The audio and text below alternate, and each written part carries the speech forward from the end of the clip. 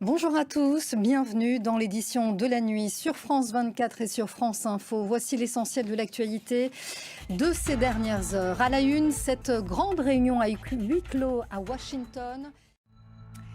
Avant de développer cette actualité, une image qui nous parvient de la banlieue de Buenos Aires en Argentine. L'actualité marquée par cette grande réunion, je vous le disais, à huis clos à Washington pour discuter des plans d'après-guerre pour Gaza. La communauté catholique endeuillée aux États-Unis après cette fusillade dans une église de Minneapolis attenante à une école catholique. Bilan 2 morts, 2 enfants qui assistaient à la messe de rentrée. 14 autres écoliers ont été blessés.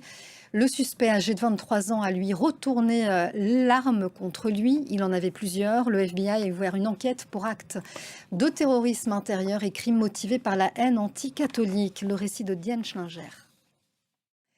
Demain, notre Union européenne sera plus forte avec la Moldavie. Ce sont les mots prononcés en roumain dans la soirée par Emmanuel Macron à l'occasion d'un méga concert pour le 34e anniversaire de l'indépendance de cette ancienne république soviétique. À ses côtés, le chancelier allemand Friedrich Merz, mais aussi le Premier ministre polonais Donald Tusk. Un trio venu soutenir la dirigeante pro-européenne Maia Sandu. Et cela à la veille du début de la campagne des législatives cruciale sur fond d'ingérence russe. Récit Léo Péchard.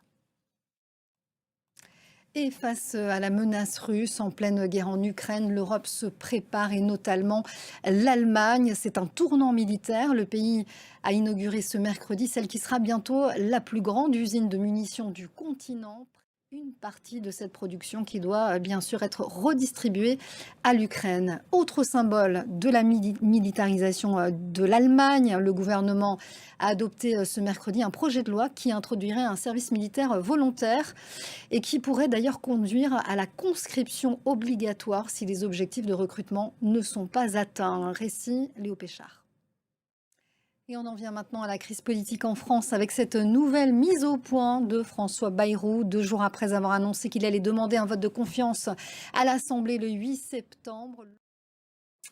Et tous les regards se tournent donc désormais vers Emmanuel Macron. Le président a apporté son soutien total au choix de François Bayrou ce matin en Conseil des ministres.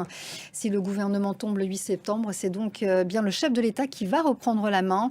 Alors quels sont les scénarios possibles? Nouveau Premier ministre ou alors une nouvelle dissolution? Christelle Méral. Voilà, fin de ce journal. L'édition de la nuit revient dans 15 minutes. À tout à l'heure.